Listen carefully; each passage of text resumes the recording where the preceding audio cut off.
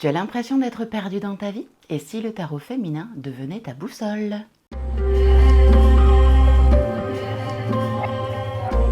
Hello mes alchimistes du destin, je suis San, tarologue spécialisée dans le domaine professionnel et nous allons voir ensemble ce que nous réserve ce tarot.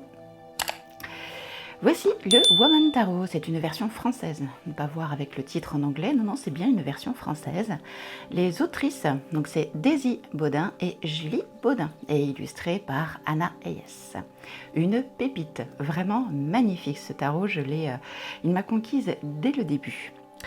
Nous regardons donc la boîte, c'est une boîte en forme de livre, c'est-à-dire que posée sur une bibliothèque, on voit, c'est vraiment très joli, très sympathique, ça sort de l'ordinaire et c'est très agréable. C'est une boîte rigide qui s'ouvre comme ceci. Je vais vous donner tout de suite les dimensions. Nous avons du 19,5 cm, 13,6 cm et 3,5 cm. Donc nous voyons ici, je crois que c'est la carte du monde, donc le tarot divinatoire pour éclairer votre chemin grâce à la puissance des énergies féminines. Vous avez pu voir le contour, ce sont les éditions Erol qui ont fait cette magnifique œuvre et il est au prix de 27 €. À l'arrière, nous avons donc le descriptif, nous avons ici quelques illustrations. Reliez vos énergies féminines et trouvez les réponses à toutes vos questions. Donc, il contient 78 cartes, donc il n'y a pas de carte bonus, c'est un tarot traditionnel. Il y a un livre complet en couleur de 192 pages. On vérifie ensemble, on va voir le poids. Je ne vous ai pas donné le poids de ce bijou. 735 grammes 8. C'est pas rien, c'est un beau bébé, concrètement. Alors, donc on l'ouvre comme ceci. Nous avons le fameux livre d'accompagnement, nous avons les cartes avec comme support un soutien en papier qui est très doux, enfin en carton et qui est très doux, qui est bien tenu. A priori ça n'enlève pas mon corps qu'on pourrait l'enlever, mais bon ça servirait pas à grand chose. Donc on met la boîte de côté. On va commencer par le livret, donc qui est en glossy, très joli, très sympathique. Et l'avantage déjà, le premier avantage que je vois ici, ce sont les couleurs. Vous voyez un peu? Pour se référer, c'est très facile. On commence par le début. Nous avons ici le sommaire. Une introduction. Comment utiliser le tarot au quotidien. On a ici quelques exemples de tirages. Ici, les couples, dos de deck, la numérologie qui est très importante. Un petit récapitulatif sur les arcanes majeurs et nous attaquons directement avec la carte numéro 1 qui est le magicien. Et la carte du fou en fait sera à la fin des majeurs.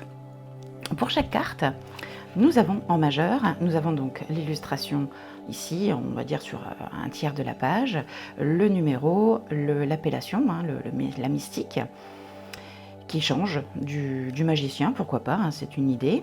Nous avons ici donc la signification traditionnelle du magicien en question. On a ici le signe astrologique associé à Mercure avec la planète, l'élément, l'action rapide, le chiffre 1, donc ce que ça représente niveau numérologie, les forces, les faiblesses de ce fameux magicien. Et ensuite on a les thématiques, c'est-à-dire amour, vie professionnelle, argent, santé. Donc très intéressant dans le sens où plutôt que de se prendre la tête en se disant en quoi, par exemple, au niveau de l'argent, le magicien, qu'est-ce qu'il pourrait me raconter dans le thème de l'argent, et bien là, on vous parle directement. Donc, ça peut parler d'un bonus, d'une prime inattendue, d'une rentrée d'argent, d'une solution trouvée pour remédier aux problèmes financiers. Donc, c'est vraiment un boulot mâché, franchement. Je vous disais tout à l'heure que c'était en rapport avec les majeurs, parce que, effectivement, tout ceci n'est pas dans les mineurs. Je laisse regarder, faire pause, si vous voulez regarder l'état du livret. Donc, tout ceci pour tous les majeurs. À la fin, on a la rêveuse qui est le fou, donc la folle concrètement.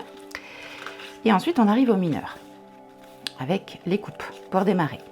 Donc, comme je vous disais, ça change un petit peu par rapport aux majeurs, c'est-à-dire qu'ici, on n'a pas les éléments, on n'a pas le signe astrologique, vous voyez, on n'a pas la numérologie, on est vraiment ici dans le côté, maintenant on passe au traditionnel avec la carte de l'as de coupe, donc nous invite à saisir des opportunités, à prendre en main une situation, elle évoque aussi la nécessité de communiquer et d'exprimer vos ressentis et vos émotions. On a toujours les forces, les faiblesses, hein, ça ne change pas. On a toujours les thématiques, l'amour, la vie professionnelle, l'argent et la santé. Donc pour chaque carte, y compris les personnages de cours. Tout ceci pareil pour les deniers, en orange. En rouge, on a les bâtons. Et en bleu, nous avons les épées. À la fin, nous avons donc la conclusion et quelques pages de notes, si vous voulez écrire dans votre livre. Voilà pour le livret qui est très intéressant. Je dirais qu'il est sympa. C'est pas forcément complet. Honnêtement, je pense que pour quelqu'un qui débute dans le tarot, il faudra un livre supplémentaire un peu plus épais pour s'y référer, pour avoir toutes les données. Je pense notamment au livre de Emmanuel Iger, qui est sur le tarot Rider-Waite, qui est franchement complet, parfait, et c'est une pépite. Bref, en tout cas, il est très bien déjà pour démarrer. On va regarder maintenant les cartes. Alors, les cartes sont très grandes, très belles, mais très grandes. Au niveau des dimensions, nous avons ici du 13,2 cm à la place de 12, qui est beaucoup plus grand. Et nous avons 8,3 cm à la place de 7. Donc, vous voyez, c'est vraiment très grand. Parfait. Au niveau du dos, donc très joli, très sympathique. Il n'est pas incrusté, hein, c'est vraiment glossy, simple, mais efficace. Les tranches sont dorées. Elles ne sont pas collées. Quand je les ai déballées, il n'y avait pas de colle, rien. Parfait. Au niveau de l'étalement, il s'étale très facilement. Je vais vous mettre par exemple quelques cartes pour vous montrer le style de positionnement qu'on peut avoir et le rendu hein, qu'on peut obtenir. Vous voyez, ça donnerait à peu près ça. Donc c'est très joli. Allez, on va les regarder donc une à une. C'est parti avec la rêveuse, le fou.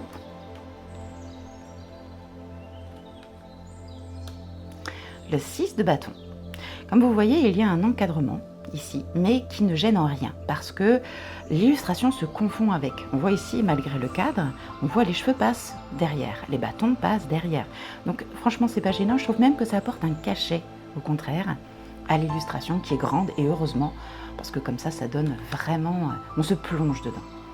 Ce sont vraiment de très belles illustrations que Anna Hayes a fait et honnêtement, Hayes ou Hayes, à voir comment on le prononce. Je suis désolée pour la prononciation si elle nous écoute. L'as de denier. Le 5 de denier. Donc comme vous voyez, je vous disais, pour les débutants, on peut comprendre. On voit tout de suite ici les difficultés qu'on peut rencontrer, le sol aride, limite neigeux. Ici, il y a la météo qui est vraiment en arrière-plan. On comprend tout de suite que c'est pas une situation facile. Il y a vraiment tous les codes du rider et c'est vraiment très bien. Le 9 de coupe. Regardez un peu ces visages comme ils sont expressifs. Alors évidemment, il y a des femmes puisque c'est le Woman Tarot, donc évidemment, il n'y a que des femmes. L'étoile. L'impératrice qui est rayonnante, regardez-moi ce sourire, elle profite vraiment de la vie, elle est assise sur sa corolle, c'est magnifique. On parle d'abondance, de tout. Alors évidemment, il y a des cartes difficiles, le 10 d'épée c'en est une, par exemple, évidemment, mais il y a quand même ici le côté positif de la situation, donc il y a toujours le côté, dans les cartes négatives, ce qu'il faut se dire, c'est que malgré tout, malgré ce passage à vide, il y a toujours un côté positif qui arrive derrière. Le 5 de bâton. Bon, là, on voit son concentré. Hein. Là, c'est plus le côté souriant de l'impératrice, par exemple. Pareil, ici, c'est la situation difficile, puisqu'on voit le côté noir, enfin, on va dire sombre de ce côté-là. Regardez un petit peu vers quoi elle se présente, cette femme. Elle va vraiment vers du mieux, vers un soleil plein de promesses. Les personnages de cour ont été renommés. La nymphe, c'est le valet. Alors, on va passer maintenant à l'instant quiz. Si vous voulez bien. Dites-moi pour vous ce que représente cette carte du 8 de coupe. Je vais vous laisser 5 secondes ou faire pause pour participer en commentaire Et ensuite, je vous donnerai la définition traditionnelle du fameux 8 de coupe. Je vous écoute. Dites-moi tout en commentaire. Quelle est pour vous la signification de ce 8 de coupe?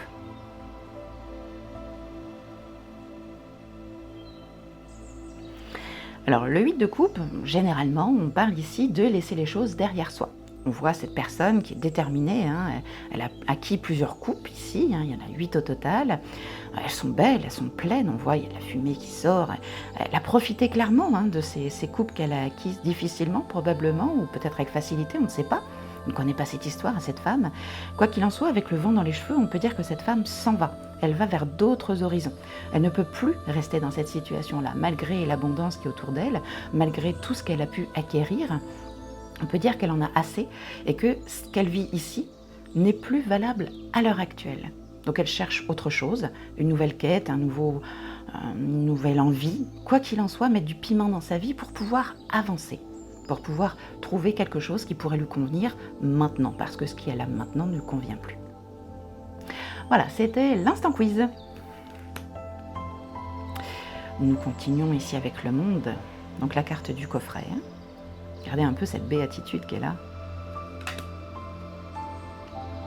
Le 10 de coupe. Là, ce qui est différent par rapport aux autres jeux du 10 de coupe, d'habitude on voit une représentation avec un couple, 2 enfants, une maison au loin, un arc-en-ciel avec plein de coupes sur le dessus. Là, ici, en fait, c'est une personne qui représente donc toujours le bonheur, hein, ça ne change pas, mais on voit ici, elle se contente avec le sourire qu'elle a, elle se contente justement de ce qu'elle récolte. Regardez un peu cet arbre fruitier qui a justement toutes ces, on va dire des pêches ou des abricots.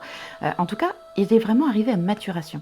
Donc elle profite, elle a déjà rempli énormément de pots, énormément de paniers. Et on voit ici qu'elle a son enfant, elle est heureuse, elle a son petit panier qu'elle continue de remplir. Et ça la satisfait. C'est son bonheur à elle.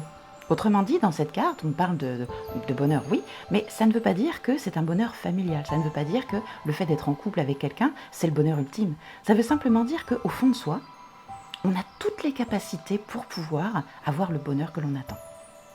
Quel est le bonheur que vous attendez? Vous pouvez d'ailleurs me le dire en commentaire. Est-ce que c'est être en famille? Est-ce que c'est le bonheur d'avoir un travail qui nous plaît? Ou c'est de récolter tout simplement, comme elle, ses fruits? En tout cas, c'est quelque chose qu'elle partage et ça lui fait envie. Je parle beaucoup aujourd'hui. La gardienne sacrée. Le 5 de coupe, encore une carte difficile. Mais voyez, encore ici, il y a l'espoir. C'est beaucoup plus clair de ce côté-là. Le 5 d'épée. Le 7 de denier. Le jugement. Le valet de bâton. Avec ce petit lion et tout mignon. La reine d'épée.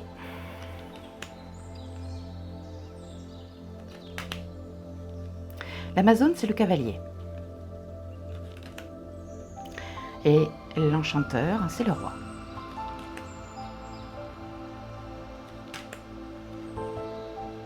Le 3 de bâton.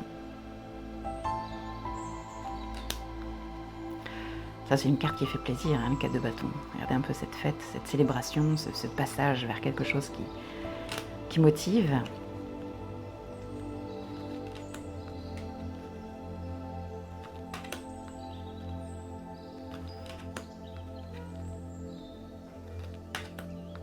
Le magicien.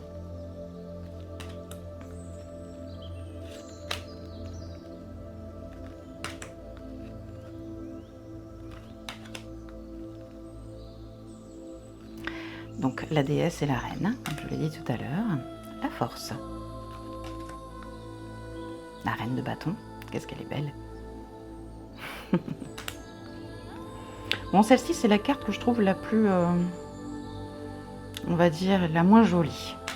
Un peu fade par rapport au reste. Quand on voit tous les détails qu'il y a sur les autres représentations, je trouve ça un peu léger. Mais bon.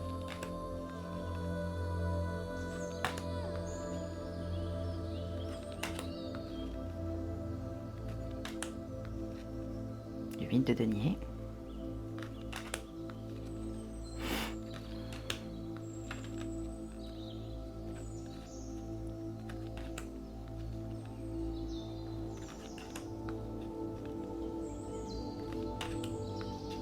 La mort, qui est très intéressante, celle-là. Là, ce n'est pas une fin traditionnelle, on voit plutôt une révélation, hein, une métamorphose avec ces papillons. Original et très joli.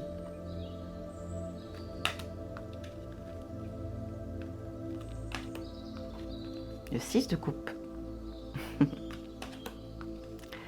L'ermite.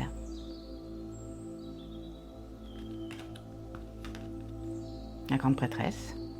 Appelez-la la papesse, comme dans le Marseille.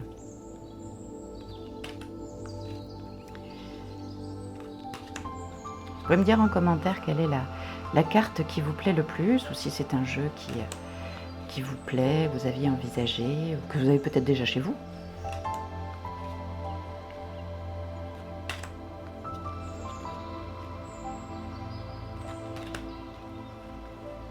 Le 7 de coupe. Eh belle cette roue de fortune. On voit parce qu'elle est en prière en disant « Je sais que le moment est venu de changer, une évolution qui va arriver dans un sens ou dans un autre, et j'espère que tout se passera bien. » Il y a vraiment ici comme si elle priait, comme si elle disait « J'ai foi en ce changement. »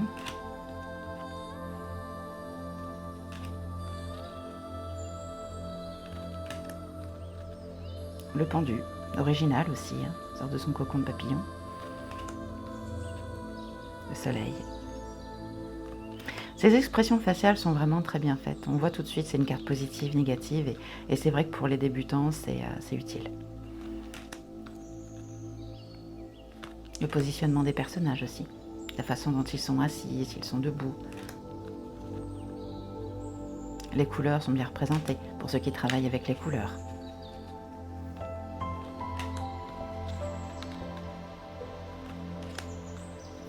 Et nous terminons par l'empereur. Voici pour ce deck. Alors, si vous voulez, on va passer à la minute conseil. Donc, on va partir du principe, par exemple, que vous vous ennuyez au travail. Vous ne trouvez plus l'envie, vous traînez des pieds pour aller à votre travail et vous avez besoin d'un conseil pour avoir un petit, on va dire, pour reprendre goût à ce que vous faites actuellement. Alors, donc pour retrouver un petit peu on va dire, d'entrain dans votre travail, nous avons ici la carte du chariot. On va mettre le tas sur le côté. Voilà. Je vous rapproche un peu la carte. Ici, on voit une personne qui ferme les yeux, les cheveux au vent. Elle a les rênes dans la main, mais elle ne les tient pas fermement. On a ici un cheval blanc qui a envie clairement d'aller sur la gauche.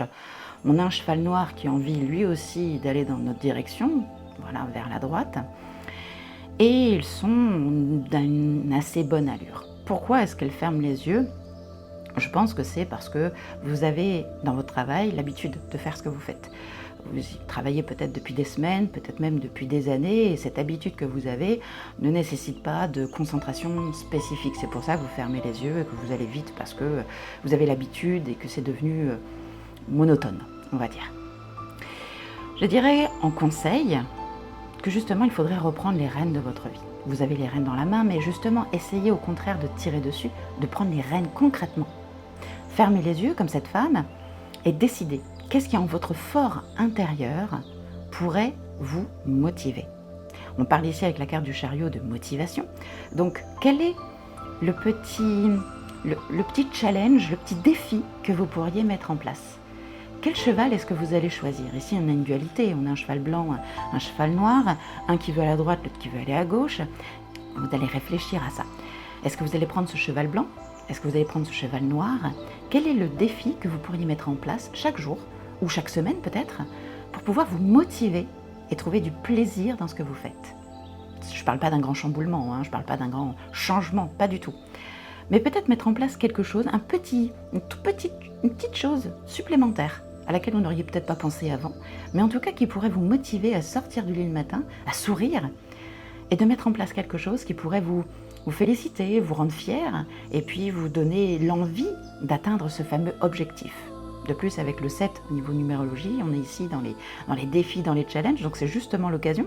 Quel défi, le challenge que vous pourriez mettre en place chaque jour, chaque semaine ou par mois peut-être, hein, mais qui pourra en tout cas vous sortir de votre routine, de votre procrastination et vous donner l'envie, quelle est cette motivation qu'il vous faut. Voilà, c'était la minute conseil. On va faire comme d'habitude, si vous voulez bien, le tirage à 2 choix. Je vais vous laisser réfléchir à la carte numéro 1, la carte numéro 2, et je vais vous les lire le message dans le livret. Allez, je vous laisse réfléchir quel est le message que vous devez recevoir en carte numéro 1. Alors, on ne va pas la prendre parce que vous l'avez vu. Hein. Il a envie de parler, ce petit woman.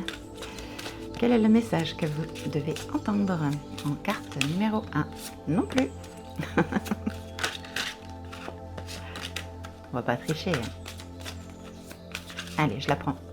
Numéro 1, carte numéro 2. Quel message pour la carte numéro 2? Pour vous aider à choisir, je vous ai pris une citrine pour la carte numéro 1, labradorite pour la carte numéro 2. Je vous écoute. Carte numéro 1. Nous avons ici l'as de bâton, ce magnifique as de bâton qui représente la motivation, entre autres. Je vais vous laisser faire pause et lire la signification.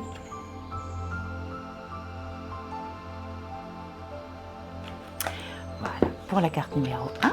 Et si vous avez choisi la carte numéro 2, nous avons ici le 7 de coupe. Je vais vous laisser faire pause et je vais vous laisser lire le message pour vous.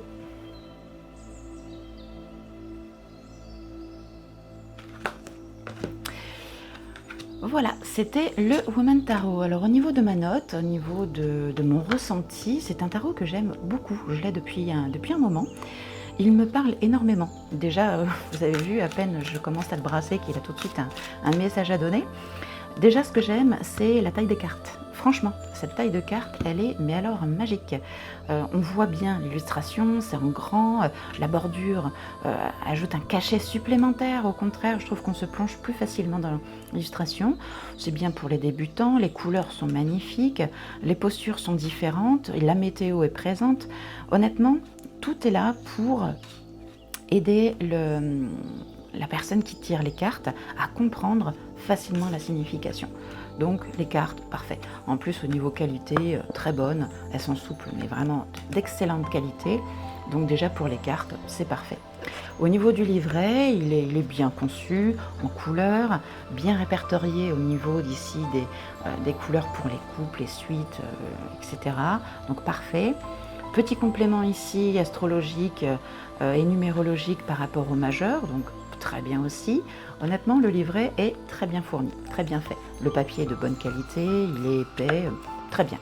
La boîte en elle-même est originale, dans le sens où elle représente vraiment un livre. Donc dans une bibliothèque, c'est très bien. Bien calé ici, les cartes ne s'échappent pas. Donc honnêtement, pour tout ceci, pour tout ce travail qui était réalisé et pour la qualité des cartes, j'adore l'illustration, vous l'aurez compris, pour tout ceci, ma note est de 5. 5 sur 5. Et oui, 5 sur 5. Oui, je reconnais. Bref. Voilà, c'était donc c'était ma note par rapport à ce magnifique tarot.